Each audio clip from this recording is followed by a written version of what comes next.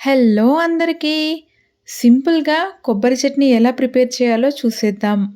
ముందుగా కొబ్బరిని ఇలా చిన్న ముక్కలుగా కట్ చేయాలి. ఈ కొబ్బరి ముక్కలను మిక్సీ జార్‌లో వేసి గ్రైండ్ చేసి పక్కన పెట్టుకోవాలి. ఇప్పుడు కడాయిలో 2 టేబుల్ స్పూన్స్ ఆయిల్ వేసి 15-20 పచ్చిమిర్చిని వేయాలి. 1 టేబుల్ స్పూన్ ధనియాలు కూడా వేసి ఫ్రై చేయాలి. ఇవి చల్లారాక మిక్సీ జార్‌లో వేసి ఇందులో 1 స్పూన్ జీలకర్ర, 1 స్పూన్ చింతపండు, 1 స్పూన్ ఉప్పు, 5-6 ఎల్లిపాయ రెబ్బలు వేసి మెత్తగా గ్రైండ్ చేయాలి.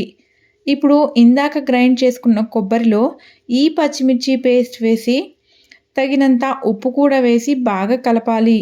ఇప్పుడు మళ్ళీ స్టవ్ మీద కడాయి పెట్టి 2 టేబుల్ స్పూన్స్ ఆయిల్ వేసి 1 స్పూన్ మినప్పప్పు, 1 స్పూన్ ఆవాలు, 1 స్పూన్ జీలకర్ర వేసి ఫ్రై చేయాలి.